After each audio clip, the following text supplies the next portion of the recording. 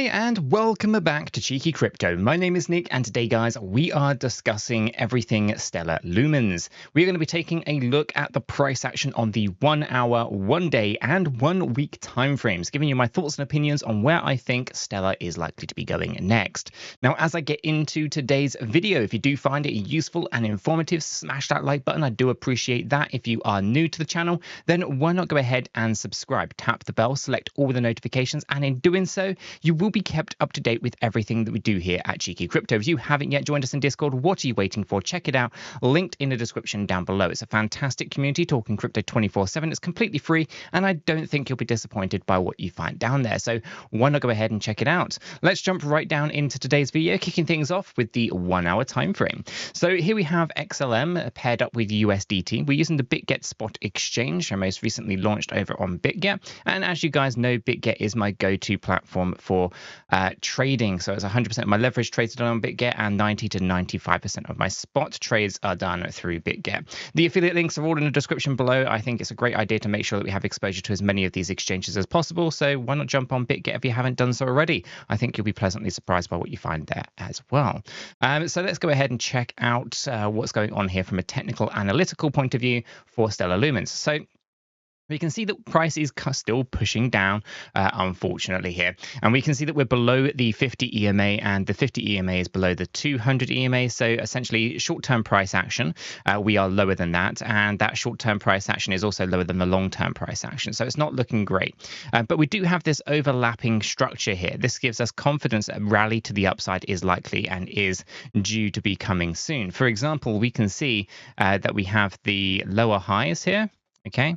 Can see that right in there, and we have the lower lows as well. This is actually a bullish sign. I know a lot of people tend to say that lower highs and lower lows basically is bearish and you move on down, and they're right, but they forget what happens afterwards, which is a break to the upside. Okay, and considering where we sit with this, we have a few tools at our disposal to help us understand where I currently sit and whether or not we should be expecting moves to the upside. Right here I can see and kind of acknowledge that we have a 3-wave drop to the downside here, each containing a 3-wave move in themselves.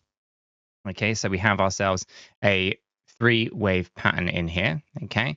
And we could maybe argue that this is a W, X, Y, X, and Z, which we could do. My point here is essentially it's a singular wave somewhere else along the line, so I'll show you what I mean. We could have W, X, Y, X, and Z here, right? That doesn't really matter so much other than the fact that this here is the bottom. Now, when we start thinking about this, we can then obviously argue that we are in ourselves in a position for a W, X, Y, X, and Z. Okay, meaning that we are likely to test down one more time before we rally on up. Now, it's not to say that it has to come all the way down to the trend line. It doesn't have to. Just has to come down a little ways from where it is. Okay, so a couple of different ways of kind of looking at it and articulating it. Okay, so as I said, if we just were to think of this as a 3-wave pattern, okay, we would have something potentially in here as a 3-wave pattern, okay, and we might be in here and some kind of irregular flat, just waiting for this move up and then breaking back down. There's so many different ways of looking at it, and we haven't got a good bead on exactly which one that's going to be, but for the most part, I suspect we have a little bit further to the downside, okay, because we don't have a good structure here that says we've completely finished our move to the downside. And so no matter how many kind of ways we try to count it, it just says that we still have this potential move to the downside. Even if you're trying to make this the bottom here, it becomes quite difficult. Now, we are obviously just coming down from an overbought area, so we think about correction, just down a little bit on Stellar Lumen before we continue this move upwards. We oversold on the 1 hour, 1 day, and 8 hour charts, so not too bad there from that kind of point of view. Okay, now we are, of course, in a bearish structure. We have that here. We change the characterization from bullish to bearish from smart money concepts. You can see equilibrium sits quite high as well. Okay, so for now, that is where the hourly is. It's a little bit inconsistent, doesn't really give us a lot of information. So what we're going to do is we're going to take it up into the daily. Now, the daily gives us a very clear structure. We are still slightly bullish here on the daily time frame. Okay, we can actually read several different things here. So what we'll do is we'll go ahead and put in a line at the bottom at 7.02 cent. That is our bear market low, as you can kind of see right here. Okay, we can then see that we had a 3-wave move to the upside just up here. Okay. This did not break our structure from bearish yet at that point. We then have a what looks to be a double zigzag move to the downside over here. So that's okay. Actually falls a little short of where it should go, in my opinion. So we'd have here this one, and this one, but nonetheless, it is what it is. And then obviously we've got this listing on BitGet, and we saw some rallying occur here for XLM. Now, this actually is where we saw a change of characterization in smart money concepts. This is where we go into a bullish state of play when we broke this C wave high here. Okay, so we know that we are in a bullish structure. It hasn't broken. We've got a couple of fair value gaps. That's those light green areas there. They are areas that will, in my opinion, likely get filled out at some point. So we'll keep an eye on those because fair value gaps do like to get filled out. It's not a guarantee that they do, but they are there for a good reason. Now, we're currently inside this one between 9.85 cent and 12.55 cent. And then there's one underneath this, which is at 9.28 cent to 9.88 cent. So essentially, we are likely to fill those out. I'm not too concerned about them at the moment. Now, our current structure and our current pattern here is, again, not looking the strongest. So it looks like we have potentially kind of reached a C wave high just up here, and 1, 2, and 3, or A, B, and C. But it's possible that that C wave is not yet complete, and we still have a little bit further to the upside for an internal count going on.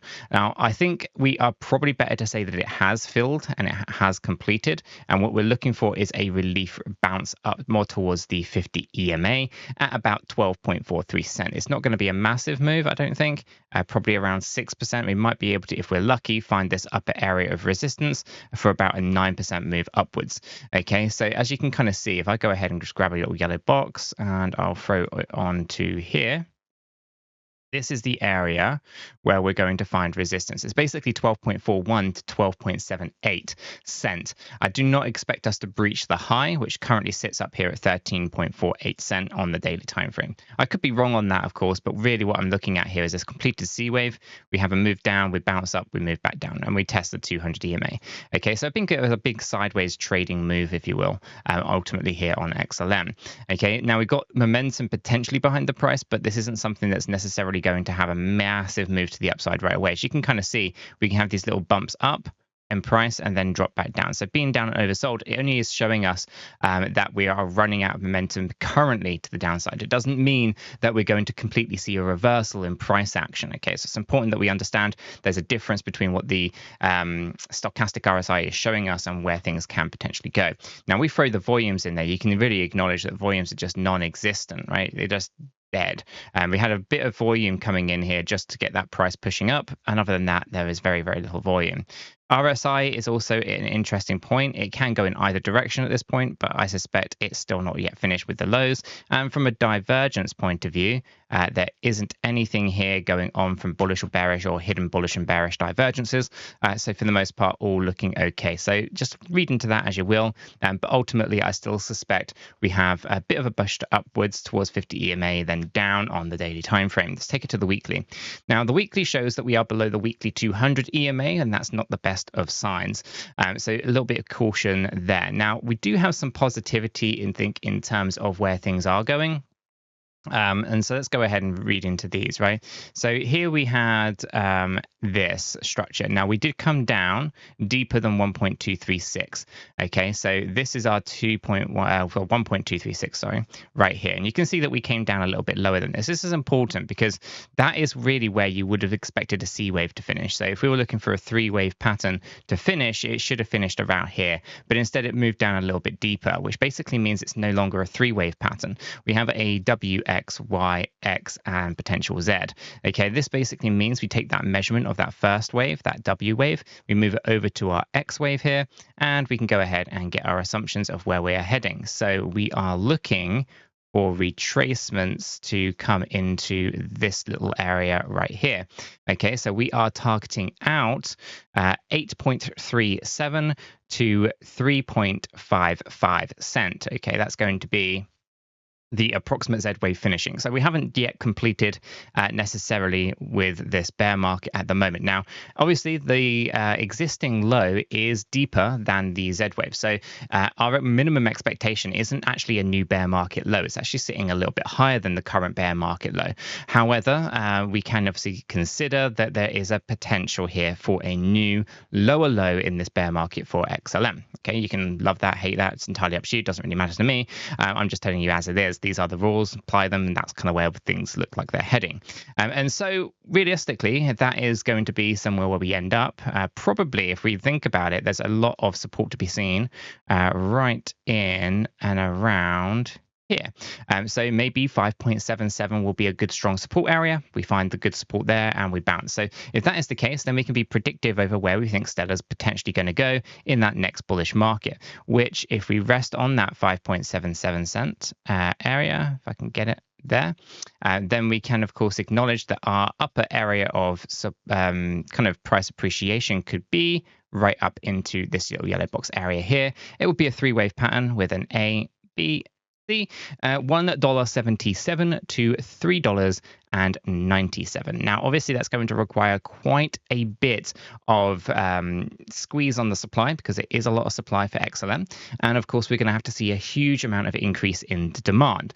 Okay, those are the only two things you need to see this, right? You don't have to worry about market caps or anything like that. The only thing you have to worry about is how do you reduce the supply and how do you increase the demand? Those are the two things that are going to push price in the direction of an upward move towards 177.397. Okay, now of course you can take that price and you can multiply that by the circulating supply and you'll get a market cap, right? So market cap, it only represents price, so we don't need to worry about market cap. We only need to worry about what drives price. Okay, market cap is theoretical. Market cap does not show us the liquidity. It does not show us value. It does not show you any amount of money that's gone into a project. It doesn't show you any of those things. It's just a theoretical number that if you were able to liquidate all of the tokens instantaneously, it would cost X amount of money. Okay, which can't be done. It's an impossible scenario. So we know that market cap is just a trick used to kind of manipulate people's minds and think that things can't go places or can't do this, can't do that because of market cap. Market cap is not the same and it's not a valuation on cryptocurrency. You cannot think of it in the same way that you can a stock market, for example. Very, very different. It's all about the supply and the demand elements, okay, for the actual tokens themselves. Now, there are demand and supply elements for the stock market, but you also have to take into consideration the company's performances when it comes to stock market and whether or not you think a company is going to perform better and so forth, right? And so there's actually other complicated metrics more involved and why market cap is more meaningful for a stock market on a highly developed market, such as the stock market, versus that of something that's underdeveloped like a crypto market. And market cap in itself is really a poor metric for something decentralized like crypto. So knowing that, we have a $177 to $397 target here for XLM. Let me know what your thoughts are on that in the comments below. Do you think that's a reasonable price expectation, or are you expecting more from XLM? Ultimately, this will be approximately around the 2,900% gains on the low side and about 6,700 on the high side. Let me know your thoughts in the comments below. I'm going to wrap this video right there. If you found it useful, informative, smash the like button. If you're new, subscribe. If you haven't joined us in Discord, what are you waiting for? Check it out. Linked in the description below. Until the next one, have a fantastic day.